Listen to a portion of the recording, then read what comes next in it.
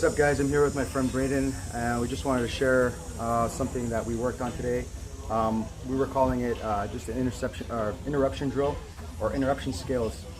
So the idea is we take any combination in your gym or anyone that you like yourself, take any combination, and that's going to be your nucleus or your format, okay? And then what we're going to do is we're going to simulate that your opponent is going to interrupt your combination, and we're going to do it by interrupting each beat on the combination.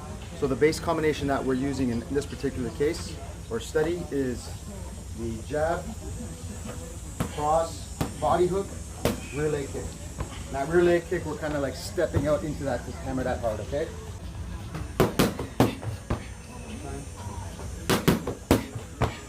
So this is the combination this person's looking to work, all right? Now, if I'm fighting this guy, and this is something that he's worked in his camp, or this is just one of his go-tos, I don't want to let him pop off on it.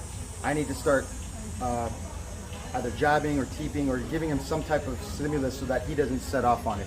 So that's the premise. That's going to be our one. So when I see that he's trying to set up that combination, get close enough, I'm going to start to pump my jab. His first response is going to be that split entry. So he's going to parry, he's going to move his head offline, he's going to parry that hand, he's going to hit, and then he's going to continue. Cross, hook, right kick.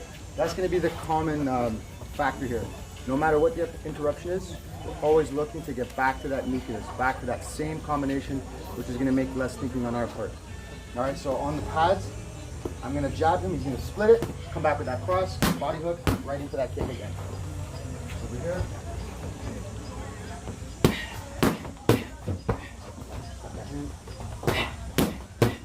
Good. Next one, number two. He gets to throw his first beat, his jab. So he throws the jab, maybe I interrupt with my jab back. Many of us have had this in sparring, right? Somebody jabs you, and then I jab back right away, okay? So that's my interruption, because if I don't throw that jab back, he's just gonna go into the nucleus, right? So that's the premise.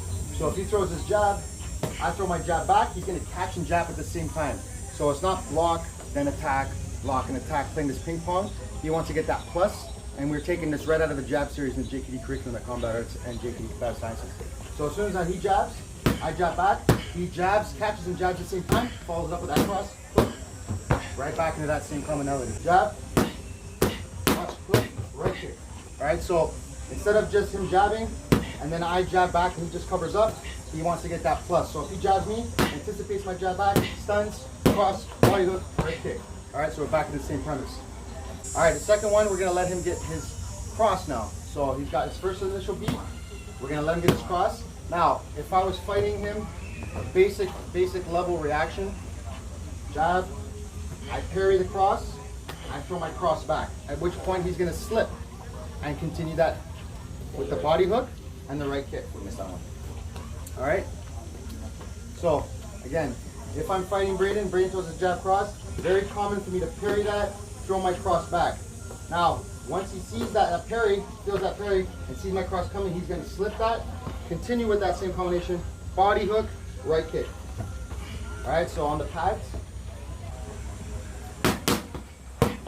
Good, one more time, this way.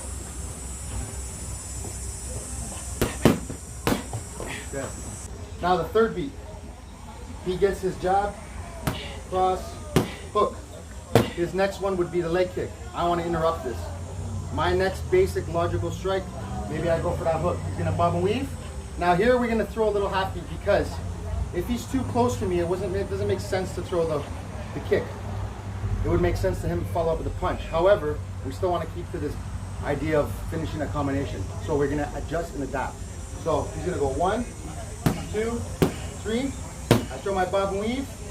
Natural, throw that cross. But the cross doesn't recoil. As he throws a cross, he's going to follow right through and throw that kick. And I'm not expecting to follow behind that cross. Okay, so one more time. 1, 2, I throw that. He ducks. Cross, follows up with that kick. All right, one more time. There you go. All right, the last one. We're going to let him, again, now we cycle back. We've interrupted before his combination. We've interrupted his jab. We've interrupted after the cross. We've interrupted after the hook. Now he's gonna throw the kick after the hook, which brings us back to him getting the whole combination again. But we're gonna throw an immediate interruption after that kick.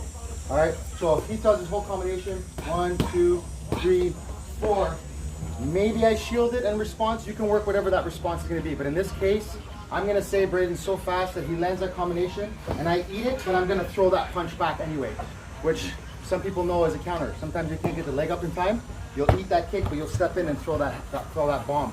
And because they're on one leg, it's gonna get a nice little effect, okay? So what we're gonna do is, because Braden has to pivot to throw that kick, as I throw my cross, he's gonna have to recoil back. He's gonna use his forehand to parry.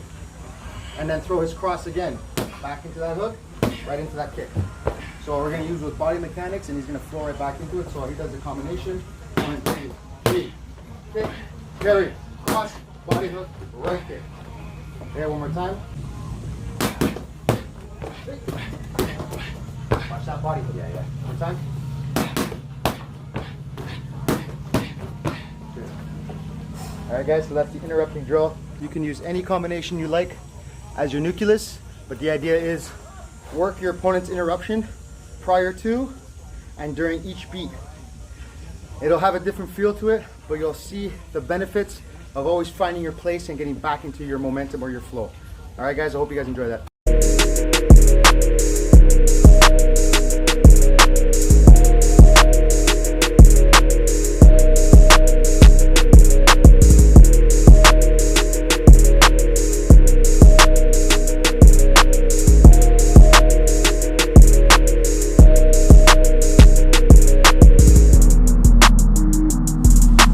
Hey everybody, this is Braden.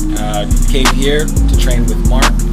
I asked him a simple question. I wanted to do combinations, wanted to maintain my cadence. But what happens when the cadence gets interrupted? What happens when my scales get stopped? How do I respond to that? So it was smooth. It was smooth and it was just a simple transition. It flowed one into the other. So it's repetitive. I know how to respond because I'm always sticking to the same blueprint. I'm always trying to get to the same destination. My course is clear, and when I get the interruption, it doesn't take much to course correct and keep moving along the same path.